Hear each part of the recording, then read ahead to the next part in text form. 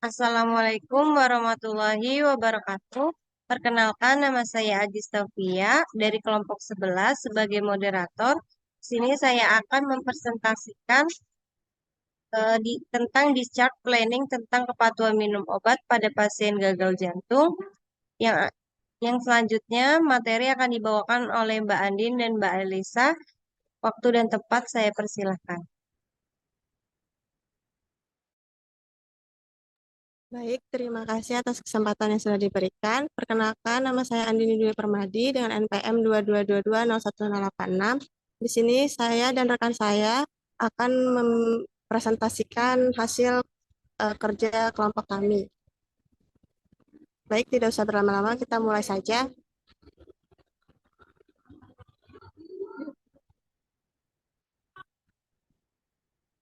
Next.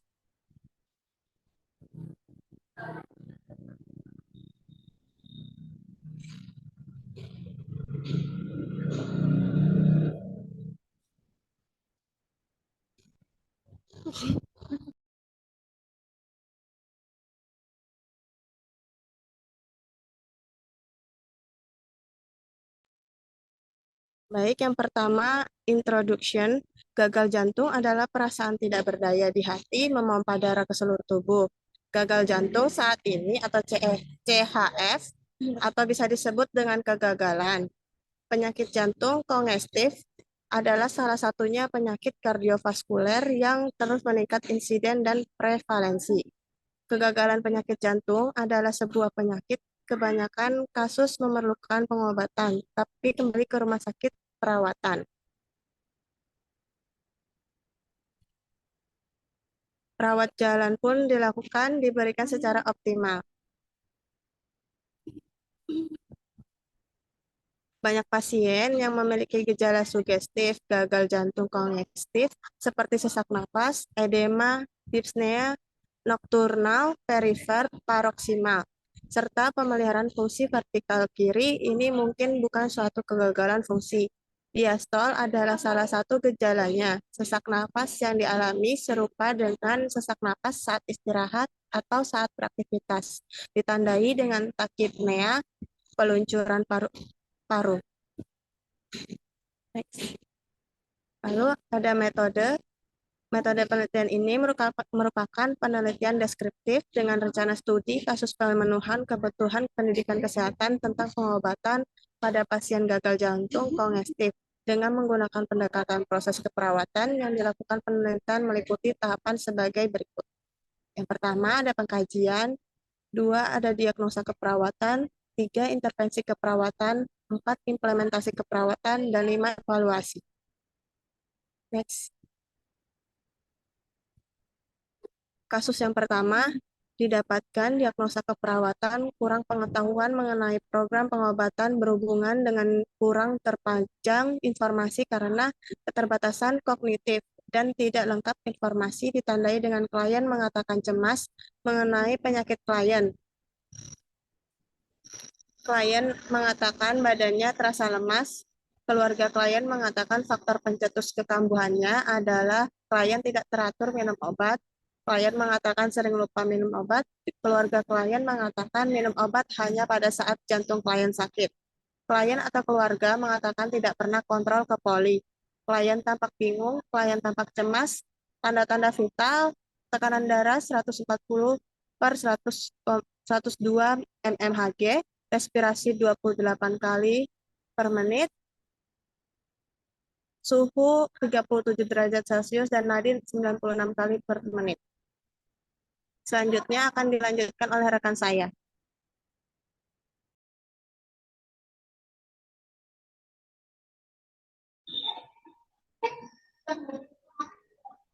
Baik, di sini saya akan melanjutkan materinya. Kasus 2, didapatkan diagnosa keperawatan kurang pengetahuan mengenai program pengobatan berhubungan dengan kurang terpanjang informasi karena keterbatasan kognitif dan tidak lengkap informasi ditandai dengan klien mengatakan cemas mengenai penyakit. Klien mengatakan badannya terasa lemas. Keluarga klien mengatakan faktor pencetus kekambuhannya adalah klien tidak teratur minum obat. Klien mengatakan sering lupa minum obat. Keluarga klien mengatakan minum obat hanya pada saat jantung klien sakit. Klien atau keluarga mengatakan tidak pernah kontrol ke poli. Klien tampak bingung, klien tampak cemas. Hasil CTV tekanan darah 130/66, respirasi 26 kali per menit, suhu 38 derajat. Selanjutnya analisis.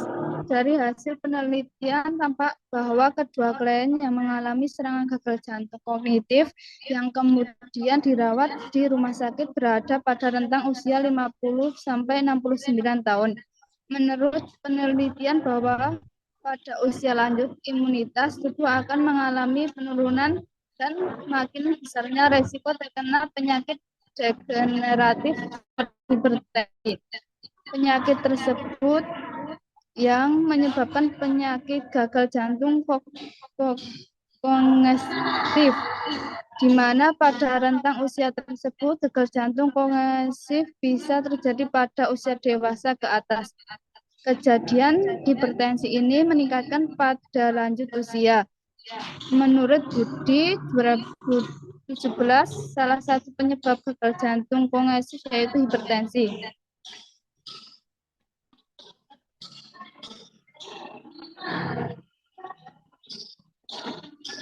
Selanjutnya, pada hasil pengkajian kedua pasien memiliki kesamaan pada alasan masuk rumah sakit, yaitu pada kasus 1, klien mengalami nyeri dada, sesak nafas, dan pada kasus 2 mengalami nyeri dada seperti tertimpa.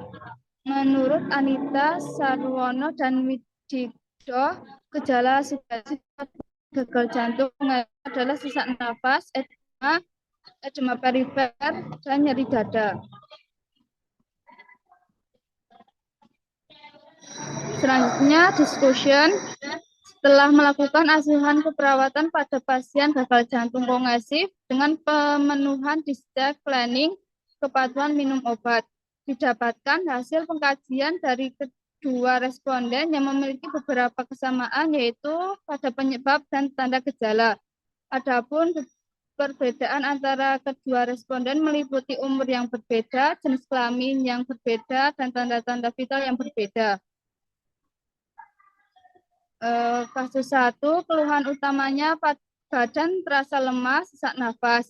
Dan kasus 2 memiliki keluhan utama badan lemas, nyeri seluruh badan, sesak nafas, demam, dan edema.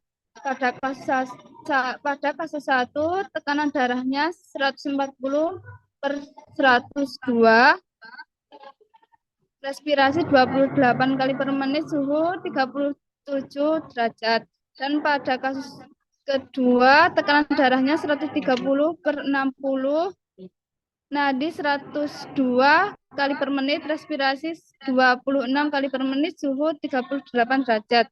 Diagnosa keperawatan berdasarkan dari diagnosa keperawatan didapatkan hasil kedua responden memiliki diagnosa keperawatan yang sama, yaitu kurang pengetahuan mengenai program pengobatan berhubungan dengan tidak mengenal sumber informasi karena keterbatasan kognitif dan tidak lengkapnya informasi. Sekian presentasi dari saya kembalikan ke moderator. Baik, terima kasih untuk Mbak Andini dan Mbak Elisa atas materinya yang dibawakan. Selanjutnya untuk teman-teman yang ingin bertanya, dipersilakan.